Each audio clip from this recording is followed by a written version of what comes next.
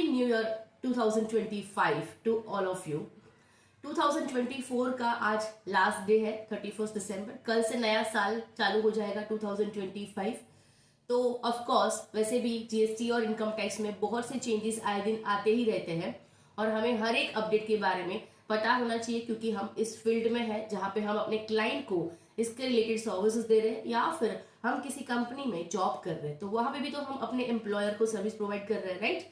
तो अपडेट का नॉलेज हमारे पास जरूर होना चाहिए। तो ऐसे कुछ मेजर और की चेंजेस जो इम्पोर्टेंट है वो मैं आपके साथ डिस्कस कर रही हूँ आज इस वीडियो में, जो 1 जनवरी 2025 से एप्लीकेबल होने वाले हैं।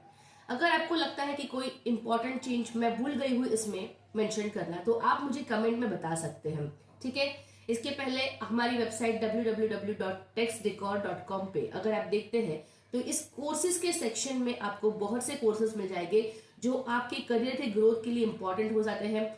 आप प्रैक्टिस कर रहे हो या फिर जॉब कर रहे हो, दोनों पॉइंट ऑफ व्यू से आपकी नॉलेज गेन कर सकते हैं, आप अपनी ग्रोथ कर सकते हैं या हाई पोजीशन पा सकते हैं, ठीक है। तो कोर्सेज अगर आप देखते हैं तो कुछ कोर्सेज बहुत ही अफोर्डेबल प्राइसेस में है और कुछ कोर्सेज फ्री भी है, तो आप चाहे वो ज्वाइन कर सकते हैं और उसमें से प्रॉपर गाइडेंस ले सकते हैं। चलिए स्टार्ट करते हैं जो इंपॉर्टेंट चेंजेस है। इसके पहले अगर वीडियो अच्छी लग जाए तो लाइक कर देना। आप तो ये चेंजेस समझ ही रहे हैं, साथ में लोगों तक शेयर कीजिए ताकि वो भी ये चेंजेस समझे और अकॉर्डिंगली अपनी कंप्लायंसेस फुलफिल करें। अब तक चैनल को सब्सक्राइब नहीं किया तो सब्सक्राइब जरूर कीजिए, इससे मोटिवेशन मिलता है कि ऐसे ही और भी हेल्पफुल वीडियोस आपके लिए बनाते रहे, क्योंकि वीडियोस देखने में होती है बहुत ही छोटी लेकिन बनाने के पीछे बहुत ही एफर्ट्स लगे होते हैं। सो आपका सब्सक्रिप्शन मोटिवेट करता है हमें, ठीक है। फर्स्ट चेंज जो हम देख रहे हैं वो है changes to the TCS rate. जो टैक्स कलेक्शन रेट जो है उसके लिए एक नया सेक्शन इंट्रोड्यूस किया है 206C(1)(f), जो इफेक्टिव होगा 1 जनवरी 2025 से। जहां पे मोटर व्हीकल मतलब कि जो लग्जरी गुड्स होते हैं ना, उस पर ऑलरेडी टीसीएस एप्लीकेबल था अगर उसकी वैल्यू आपकी 10 लाख के ज्यादा है तो 1% टीसीएस हो ही रहा था। लेकिन और भी कुछ ऐसे गुड्स इसमें नोटिफाई किए जाएंगे जिसपे टीसीएस एप्लीकेबल हो जाएगा 1 जनवरी 2025 से। हालांकि अभी तक नोटिफिकेशन इश्यू नहीं हुआ, लेकिन बहुत ही जल्द इसका नोटिफिकेशन भी इश्यू हो जाएगा कि कौन से गुड्स को इसमें कवर किया गया है जिसपे अभी 1% से टीसीएस लगने वाला है। जैसे नोटिफिकेशन आ जाएगा आपको मेरी चैनल पे वीडियोस जरूर मिल जाएंगे, ठीक। सेकंड है multi factor authentication to e way bill and e invoice portals.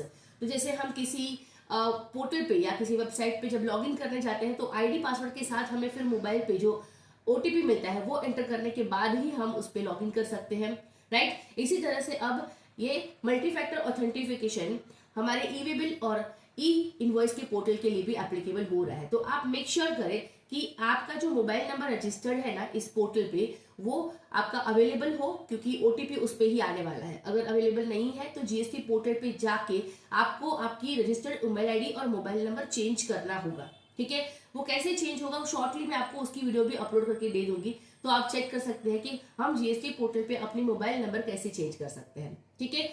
तो यहाँ पे अब तक क्या था कि आपकी टर्नओवर अगर 100 करोड़ से ज्यादा है तो फिर ये एप्लीकेबल था आपके लिए और 20 करोड़ तक के लिए ऑप्शनल था। तो ये सीन चल रहा था अभी तक, और उसके नीचे वालों के लिए तो कंपलसरी कुछ नहीं था। लेकिन जो 1 जनवरी 2025 से अगर आपका टर्नओवर 20 करोड़ से ज्यादा है तो कंपलसरी आपके लिए हो जाएगा ये। फिर 1 फरवरी से तो 5 करोड़ वालों के लिए भी एप्लीकेबल हो जाएगा और 1 अप्रैल से सबके लिए इररिस्पेक्टिव ऑफ टर्नओवर आपके लिए भी ये MFA मतलब कि मल्टी फैक्टर ऑथेंटिकेशन एप्लीकेबल हो जाएगा, ठीक है। तो आप ये सब चीजें जरूर देखिए, इसीलिए मेरा सजेशन ये है कि अभी से आप ये एक्टिवेट करवा लीजिए अपने पोर्टल पे जाके और चेक कर लीजिए ताकि लास्ट मोमेंट में आपको कोई प्रॉब्लम ना हो, ठीक है। अगर कुछ लोगों की क्वेरीज ये होती है कि हमने इसमें अगर क्लाइंट का नंबर रजिस्टर कर लेते हैं ना तो फिर बार बार ओटीपी के लिए उनको कॉल करना पड़ता है, तो कोई इशू नहीं, आप कर लीजिए, लेकिन आपका मोबाइल नंबर रजिस्टर्ड मत कीजिए। आपके क्लाइंट के लिए आपका मोबाइल नंबर कभी आपको यूज नहीं करना है। फ्यूचर में जो भी प्रॉब्लम्स हो सकती है वो आपको फेस करने पड़ सकते हैं, इसके लिए आप ध्यान रखिए कि आपके क्लाइंट के लिए आपका आप मोबाइल नंबर इसमें रजिस्टर्ड ना करें क्लाइंट, और जब भी ओटीपी की जरूरत पड़े उनको कॉल कर ले, वो आपके लिए बेनिफिशियल ही रहेगा, ठीक है। अब कुछ ई-वे बिल के चेंजेस हुए हैं जहां पे हम देखेंगे कि जो ई-वे बिल जनरेट करने की टाइम लिमिट होती है ना वो अब तक ऐसी कोई स्पेसिफाई नहीं करी हुई थी। आप कितने भी ओल्ड इनवॉइस के ई-वे बिल अभी भी जनरेट कर सकते थे, लेकिन अब इसके लिए आपको टाइम लिमिट दे दी गई है। ये बोला गया है कि आपको with in 180 days e-way bill generate कर लेना होता है। तो एक एग्जाम्पल भी है कि अगर आपका कोई डॉक्यूमेंट है जो 5 जुलाई 2024 से पहले इशू किया हुआ है, तो उसके लिए आपको फिर ईवी बिल जनरेट कर लेना होगा जनवरी 2025 से पहले, 1 जनवरी से पहले। उसके बाद आप ये ईवी बिल जनरेट नहीं कर पाओगे। सेम आपको अगर ईवी बिल का पीरियड एक्सटेंड करना होता है तो उसके लिए भी प्रोविजन था, लेकिन अब उसमें भी टाइम लिमिट डाल दी गई है कि वो मैक्सिमम आप 360 डेज तक उसको एक्सटेंड कर सकते हैं, उसके बाद आप उसको एक्सटेंड नहीं कर सकते। तो जो ईवी बिल आपने 1 जनवरी 25 को जनरेट किया था ना, उसको आप 25 दिसंबर 2025 तक ही एक्सटेंड कर सकते हैं, उसके ज्यादा नहीं कर सकते। ठीक है, तो मैक्सिमम कैप लगा दिया आपके एक्सटेंशन के पीरियड में 360 डेज तक आप कर सकते हैं। और अभी इन केसेस में तो आपको आरआर नंबर भी आपका मेंशन करना मैंडेटरी हो चुका है। तो आप ईवी बिल के ये रूल्स को भी जान लीजिए। दूसरा है कुछ इनकम टैक्स का, हम देख लेते हैं कि अगर आपको इनकम टैक्स का रिटर्न फाइल करना है 23-24 का, फाइनेंशियल ईयर की बात कर रही हूं मैं, जिसकी ड्यू डेट 31 जुलाई थी, लेकिन अगर 31 दिसंबर तक आप चाहे तो उसमें बी लेटेड रिटर्न भी फाइल कर सकते हैं। मतलब अगर डेट आपने स्किप कर दी है जुलाई की, तो आप 31 दिसंबर तक की रिटर्न फाइल कर सकते हैं। हालांकि आज वो लास्ट डेट है, तो अभी भी आपके पास ऑप्शन हो जाता है कि इसके बाद आप अगर रिटर्न फाइल करना चाहेंगे तो आपको आईटीआर यू फाइल करना पड़ेगा। लेकिन याद रखिएगा, आईटीआर यू में आप आपके रिफंड्स क्लेम नहीं कर पाओगे, आपके लॉस बुक नहीं कर पाओगे, आपका प्रॉफिट डिक्रीज नहीं कर पाओगे। ठीक है, तो आपको अगर आईटीआर यू फाइल करना भी है तो आप याद रखिए कि प्रॉफिट ही शो करेंगे आप उसमें, और टैक्स उस पर पेएबल होना चाहिए। अगर टैक्स पेएबल नहीं भी है ना, तो फिर भी आप उसमें आईटीआर फाइल नहीं कर सकते, आईटीआर यू। ठीक है, आईटीआर यू कैसे फाइल होता है ना, उसकी डिटेल वीडियो की लिंक मैं आपको डिस्क्रिप्शन में दे दूंगी। अगर आप फाइल करना चाहते हैं तो जरूर सीख लीजिए उसमें से कि कैसे आईटीआर यू सिंपली फाइल होता है। हम कुछ डिस्कस करने वाले हैं जीएसटी काउंसिल मीटिंग में जो चेंजेस हुए हैं, डिक्लेयर हुए हैं, उसके बारे में। अभी तक वो नोटिफाई नहीं हुए हैं, जो बजट में नोटिफाई हो जाएंगे 1 फरवरी को होगा बजट। 55th जीएसटी काउंसिल में जो भी चेंजेस डिस्क्लोज किए हुए हैं ना, उसकी भी वीडियो में आपको next I think on Thursday आपको अवेलेबल कर दूंगी। तो आप वो चेक कर सकते हैं कि क्या क्या चेंजेस, अपकमिंग चेंजेस है जो आपको फरवरी से नोटिफिकेशन उसके मिलने स्टार्ट हो जाएंगे। फिर भी यहाँ पे मैं कुछ चेंजेस उसके कवर कर रही हूँ, जैसे कि यह है कंपोजिट टैक्स पेयर के लिए, जो पहले लास्ट मीटिंग में नोटिफिकेशन आया था, आई थिंक अक्टूबर से वो एप्लीकेबल हुआ है कि कमर्शियल प्रॉपर्टी अगर रेंटिंग पे देते हैं तो वहां पे आरसीएम की एप्लीकेबिलिटी बन जाती है अगर सर्विस प्रोवाइडर अनरजिस्टर्ड है और सर्विस रिसिपिएंट रजिस्टर्ड है तो। लेकिन उसमें से फिर कंपोजिशन टैक्स पेयर्स को एग्जेम्प्ट कर दिया है कि इस केस में कंपोजिशन टैक्स पेयर्स अगर रजिस्टर्ड पर्सन है तो फिर भी उनको आरसीएम बेस पे जीएसटी पे नहीं करना है। ठीक है, तो ये आपको देखना है। फिर दूसरा है late fee waiver for the GSTR 9C। GSTR 9C बहुत से लोगों को एप्लीकेबल था, लेकिन वो फाइल नहीं कर रहे थे या किसी रीजन से फाइल नहीं हुआ था। 2017 से लेकर 22-23 तक के अगर आपकी जीएसटीआर 9C पेंडिंग है और आप उसको लेटली फाइल कर रहे हैं तो उसकी जो लेट फीस लगती है ना, वो वेव कर दी है। तो आप ध्यान रखें, क्योंकि 31 दिसंबर नॉर्मली उसका लास्ट डेट रहता है, लेकिन अब तक भी आपने नहीं किया तो आप कर लीजिए उसको। लेकिन उसकी विदाउट पेनल्टी आपको फाइलिंग की डेट दी गई है 31 मार्च 2025। तो आप देख लीजिए, आपका कोई 9C अगर पेंडिंग है तो 31 मार्च 25 से पहले फाइल कर दीजिए। नेक्स्ट है आपका टीडीएस और टीसीएस करेक्शन स्टेटमेंट की टाइम लिमिट। पहले हम टीडीएस और टीसीएस के स्टेटमेंट जो रिटर्न्स फाइल करते थे उसमें करेक्शन के लिए कोई टाइम लिमिट नहीं थी, आप कभी भी उसको करेक्ट कर सकते थे। लेकिन अब उसके लिए एक टाइम लिमिट डाल दी गई है जो है 6 years from the end of the financial year in which the original statement was due. ठीक है, और जो पुराने आपके टीडीएस या टीसीएस स्टेटमेंट है उसमें अगर आप कुछ करेक्शन करना चाहते हैं तो उसके लिए भी आपको 31 मार्च 2025 तक की डेट में जाती है। तो आप जरूर ध्यान रखें, 2007-8 से लेकर 18-19 तक के जो भी आपको टीडीएस अपने फाइल किए हुए हैं और उसको आप करेक्ट करना चाहते हैं तो 31 मार्च से पहले जरूर कर लीजिए। ठीक है, अब नेक्स्ट है आपका इनवॉइस मैनेजमेंट सिस्टम, जो जीएसटी पोर्टल पे एक्टिव तो हो चुका है लेकिन अभी तक उसको मैंडेटरी नहीं किया है। लेकिन मैं आपको गारंटी के साथ बोल सकती हूँ कि शॉर्टली इसको मैंडेटरी भी कर दिया जाएगा। ऐसा क्यों? क्योंकि बहुत सारी जगह पे ऐसा लिखा हुआ है कि क्रेडिट नोट जो आप पास करेंगे ना, टू बी में आपको अगर क्रेडिट नोट की इफेक्ट चाहिए तो वो आपको आईएमएस के थ्रू एक्सेप्ट करना ही होगा। मतलब ऐसे केसेस में आपके लिए वैसे भी ये आईएमएस मैंडेटरी हो रहा है क्रेडिट नोट के केस में, तो धीरे धीरे इसको भी मैंडेटरी कर दिया जाएगा 2025 में। हम बजट की वेट कर लेते हैं, शायद उसमें ही ये डिक्लेयर कर दे, लेकिन अभी तक ऐसा कोई डिक्लेरेशन आया नहीं है। ठीक है, इसका इम्पैक्ट क्या होगा कि आपको अगर जीएसटीआर 3B फाइल करना होगा ना तो आपके पास बहुत ही कम टाइम बचेगा 3B का रिकंसिलिएशन करने के लिए, क्योंकि आपकी जो आईएमएस है ना वो जनरेट होगी 14th को और फिर 3B की ड्यू डेट आपकी 20th, मतलब हार्डली आपको 6 दिन मिलते हैं जहाँ पे आपको आपकी IMS में इनवॉइसेस देख के फिर 2B में डालने हैं और फिर 3B को रिकनसाइल करना है एंड सो ऑन। तो थोड़ा काम आपका बढ़ने वाला है उस टाइम पे, लेकिन क्या कुछ और ऑप्शन नहीं हमारे पास होगा। तो देखते हैं अगर कोई ड्यू डेट्स वगैरह चेंज होती है कि क्या होता है, बट आई डोंट थिंक ऐसा कुछ होगा। जो डेट्स है वो तो वही रहने वाले हैं, सिर्फ आपके थोड़े से काम बढ़ जाएंगे, लेकिन be prepared for it. Okay fine. Next है कुछ हम इनकम टैक्स के चेंजेस डिस्कस कर लेते हैं। 31 मार्च 2025 आपका 24-25 जो फाइनेंशियल ईयर चल रहा है उसका फाइनेंशियल प्लानिंग, टैक्स प्लानिंग करने का लास्ट डेट होता है, क्योंकि जो भी इन्वेस्टमेंट्स हमें करने होते हैं इस ईयर के लिए वो 31 मार्च से पहले कर देने होते हैं, राइट। तो अभी से आपको डिसाइड करना होगा कि आपको कौन सा रीजन सिलेक्ट करना है इस फाइनेंशियल ईयर के लिए। अकॉर्डिंगली आप इन्वेस्टमेंट करेंगे सो दैट आपको ये सारे चेंजेस पता होने चाहिए। अगर आपको चेंजेस पता होगा तो उसके बेस पर ही आप डिसाइड कर पाओगे कि मुझे ये रीजन सिलेक्ट करना है कि न्यू रीजन सिलेक्ट करना है।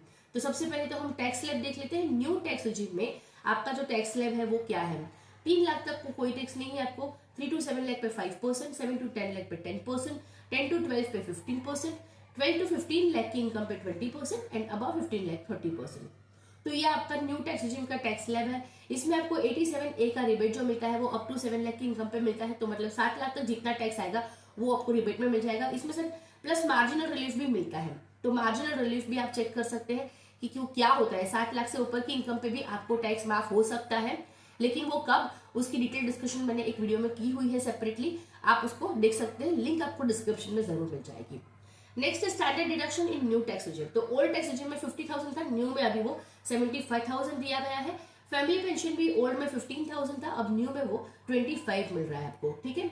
NPS डिडक्शन जो बोलते हैं, नेशनल पेंशन स्कीम का जो डिडक्शन हमें मिलता है, ओल्ड में सिर्फ 10% ऑफ बेसिक सैलरी था, लेकिन न्यू में अब वो मिल जाएगा 14% ऑफ बेसिक सैलरी। तो आप देख सकते हैं कि आपको बेनिफिशियल कौन सा है और उसके हिसाब से फिर आप डिसाइड कर सकते हैं। अगर आप सैलरीड एम्प्लॉय है तो ये सब आपको बेनिफिट मिल सकते हैं।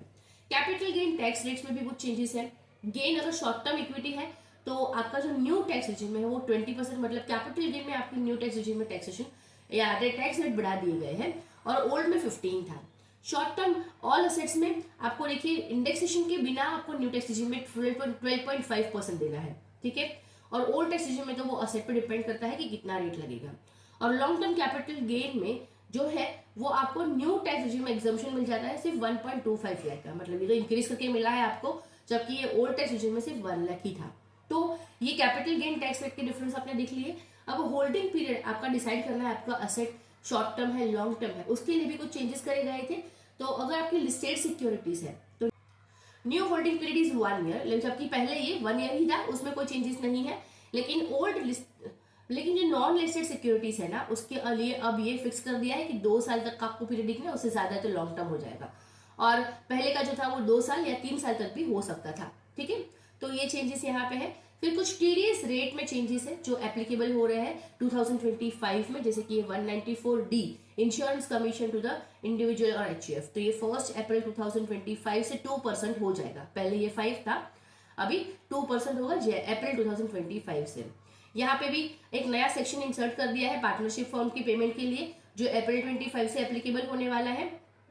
तो पहले तो कोई उस पर टीडीएस था ही नहीं, लेकिन अभी 10% इस पे लग जाएगा। मतलब यहाँ पे ये है कि अगर आप पार्टनरशिप फॉर्म होके आपके पार्टनर्स को कुछ भी पेमेंट करते हैं तो उस पे आपको जो जिसकी अमाउंट 20,000 से ज्यादा है पर एनम, और वो एग्रीगेट अमाउंट लेनी है, आपने कमीशन पे किया, आपने इंटरेस्ट पे किया, आपने remuneration, whatever be the amount you have paid, but if it is more than 20,000 आपको 10% का टीडीएस, मतलब पार्टनरशिप फॉर्म 10% टीडीएस करेगी, ठीक है। तो ये अप्रैल 25 से एप्लीकेबल हो जाएगा। और ये जो नेक्स्ट टीसी से नोटिफाइड गुड्स, जिसकी बात हमने ऑलरेडी कर ली है कि कुछ लग्जरी गुड्स पे नोटिफाई किए जाएंगे ऐसे गुड्स जो 1 जनवरी से एप्लीकेबल होगा 1% टीडीएस, तो वो आपको देखना है, टीसीएस है, ठीक है, 1% टीसीएस। और एक मेजर चेंज आया था कुछ सैलरीड एम्प्लॉयज के लिए, जहां पे अगर आपकी जो एम्प्लॉयर है वो आपका टीडीएस डिडक्ट करते हैं तो कहीं और पे भी आपका टीडीएस डिडक्ट हुआ रहेगा, वो आपके एम्प्लॉयर कंसिडर करेंगे। और प्लस कहीं पे अब टीसीएस भी किसी और जगह पे आपका हुआ रहेगा तो वो भी आपके एम्प्लॉयर को कंसिडर करना होगा अगर आपने उसकी डिटेल सबमिट करी हुई है तो। जैसे कि आपका टीडीएस समझो पर मंथ 2,000 ऑलरेडी हो रहा है, मतलब 24,000 पर annum हो जाएगा। समझो आपने कोई कार ले ली जिसपे आपका टीसीएस हो गया 15,000 का, तो ये 24,000 में से आपका एम्प्लॉयर 15,000 माइनस करेगा और जो बैलेंस 9,000 बचेगा ना उस पे ही टीडीएस, मतलब उतना ही टीडीएस पूरे साल में वो करेगा, ठीक है। तो आपको ये मेक श्योर करना है कि कहीं और आपका टीडीएस हो रहा है, वो तो पहले भी हो ही रहा था, आपके एम्प्लॉयर उसको कंसिडर कर ही रहे थे, लेकिन टीसीएस इसमें इंक्लूडेड नहीं था। तो अब आपका किसी और वजह से टीसीएस हुआ है तो आप अपने एम्प्लॉयर को उसकी डिटेल दे सकते हैं और आपके एम्प्लॉयर अब उसको भी कंसिडर करके बैलेंस अमाउंट का आपकी सैलरी से टीडीएस करेगा। फिर बायबैक ऑफ शेयर्स में भी चेंजेस ये है कि पहले वो शेयर होल्डर्स के हाथ में टैक्सेबल नहीं था, लेकिन अभी शेयर होल्डर्स को इस पर टैक्स पे करना पड़ेगा, वो भी जो उनको टैक्स स्लैब एप्लीकेबल है उस टैक्स स्लैब के हिसाब से। अगर हायर टैक्स स्लैब में आते हैं तो फिर हायर टैक्स इस पे लग सकता है, ठीक है। तो बायबैक ऑफ शेयर्स अब शेयर होल्डर्स के हाथ में टैक्सेबल रहेगा। टीडीएस इन प्रॉपर्टी पे एक क्लैरिफिकेशन मिल गया है कि अगर किसी प्रॉपर्टी के 2 बायर्स है तो इस केस में वो टीडीएस कैसे करेंगे, क्योंकि अगर आप किसी भी प्रॉपर्टी को बाय करते हैं अगर उसकी वैल्यू 50 लाख से ज्यादा है तो उसको पेमेंट करने से पहले आपको टीडीएस करना पड़ता है, ठीक है। तो वो टीडीएस लोग क्या कर रहे थे, समझो किसी प्रॉपर्टी की वैल्यू 60 लाख है तो 2 बायर मिलकर अगर बाय किए 30 लाख में, तो फिर वो सोचते कि हमने जो पेमेंट किया वो 50 लाख से ज्यादा नहीं है तो उस पर टीडीएस नहीं करना पड़ेगा। लेकिन ऐसा नहीं, यहाँ पे क्लेरिफाई किया है कि प्रॉपर्टी की वैल्यू देखनी है, आपने कितना अमाउंट पे किया है वो इंपॉर्टेंट नहीं है, आपका उसमें कितना शेयर है वो नहीं देखना है, आपको प्रॉपर्टी की वैल्यू देखनी है। Property value is more than 50 lakh तो आपको टीडीएस उस पर करना है, चाहे फिर आपने वो 50 लाख से ज्यादा का अमाउंट पहले नहीं पे किया, आपने सिर्फ 10 लाख ही पे किया तो फिर भी आपकी लायबिलिटी बन जाती है उस पर टीडीएस करने की, ठीक है। तो ये क्लैरिफिकेशन दिया था। साथ में आपको विवाद से विश्वास की स्कीम अभी भी एक्टिव है, आप चाहे तो आपके इनकम टैक्स के कुछ ओल्ड केसेस है उसको रिजॉल्व करवा सकते हैं स्कीम्स के थ्रू, आप देख लीजिए उसको। दूसरा एक चेंज ये आया है कि आपका जो आधार एनरोलमेंट आईडी होता है ना वो कहीं पे एक्सेप्ट नहीं किया जाएगा पैन या फिर आईटीआर में। अब तक एनरोलमेंट आईडी एक्सेप्ट किया जाता था, लेकिन अब आपको आधार नंबर ही इसमें अपडेट करना होगा, एनरोलमेंट आईडी के बेस पे आपका काम नहीं होगा, ठीक है। फिर आपके कुछ आईटीआर अगर आपको रीओपन करने हैं तो उसके लिए भी टाइम लिमिट प्रोवाइड कर दी गई है। जो ऑफिसर्स रीओपन करते हैं आपके कुछ आईटीआर, तो जहां पे आपकी इनकम एस्केपिंग असेसमेंट होती है और जो 50 लाख से ज्यादा होती है तो उसके लिए पहले 5 इयर्स का टाइम लिमिट था, उसको अभी इसके लिए पहले 10 इयर्स का टाइम लिमिट था कि ऑफिसर 10 साल के अंदर कभी भी उसको रीओपन कर सकता है, लेकिन अब इसको घटा के 5 इयर्स कर दिया गया है। तो बहुत ही इंपॉर्टेंट चेंजेस हमने यहाँ पर डिस्कस कर लिए हैं। अगर आपको फिर भी लगता है कि कुछ मैंने मिस कर दिया है यहाँ पे तो आप जरूर मुझे कमेंट सेक्शन में बता दीजिए, और वीडियो अच्छी लगी हो तो लाइक शेयर जरूर कीजिएगा, लोगों तक पहुंचाइए ताकि वो भी ये चेंजेस समझ के अकॉर्डिंगली कंप्लायंसेस कर सके। और कुछ डाउट है तो आप मुझे कमेंट सेक्शन में पूछ सकते हैं या फिर हम क्वेरीज अपने टेलीग्राम ग्रुप में भी डिस्कस करते हैं। ग्रुप की लिंक आपको डिस्क्रिप्शन में मिल जाएगी, वहां पे आप ग्रुप में ज्वाइन करके आपकी क्वेरीज पूछ सकते हैं। और चैनल को सब्सक्राइब कीजिए, इससे मुझे मोटिवेशन मिलता है। साथ में अगर आपको प्रैक्टिस में ग्रो करना है, आपकी ऑफिस में हाई पोजीशन पानी है, तो मेरे कुछ कोर्सेज है इस वेबसाइट पे बहुत ही अफोर्डेबल प्राइस में। आप अगर प्राइस देखोगे तो आपको बहुत ही कम लगेगा, लेकिन मेरा मोटिव ही ये है कि जो स्ट्रगल कर रहे हैं सारी चीजें सीखने में समझने में, जो इजीली अवेलेबल नहीं होती है, तो लोगों तक ये पहुंचाना है, और वो भी अपने, क्योंकि हमने खुद ने इतना स्ट्रगल किया है यहाँ तक आने के लिए, तो हम नहीं चाहते कि और लोगों के लिए, क्योंकि हमारे टाइम पे ये सोर्सेज अवेलेबल नहीं थे, हमें बहुत ही इसके लिए मेहनत करनी पड़ती थी। तो मैं नहीं चाहती कि आजकल के जो लोग ये प्रैक्टिस में आना चाहते हैं तो इतना डिफिकल्ट भी नहीं होता, लेकिन लैक ऑफ नॉलेज की वजह से आगे नहीं बढ़ पाते हैं, कहीं पे स्टक हो जाते हैं और कॉन्फिडेंस इतना नहीं आता। तो वही सोचते हुए बहुत ही अफोर्डेबल प्राइस में आपके लिए कोर्सेज रखे हुए हैं जिसकी लाइफ टाइम वैलिडिटी रहेगी। आप कोर्सेज पे अगर इसमें क्लिक कर लेते हैं तो आपको सारे कोर्सेज यहाँ पे देखने मिल जाते हैं, आपको जो रिलेवेंट लगता है वो आप कोर्स देख लीजिए। कुछ कोर्सेज तो आपको फ्री में भी मैंने प्रोवाइड किए हुए हैं ताकि आपकी इससे आप नॉलेज गेन कर सके। Thank you so much for watching this video.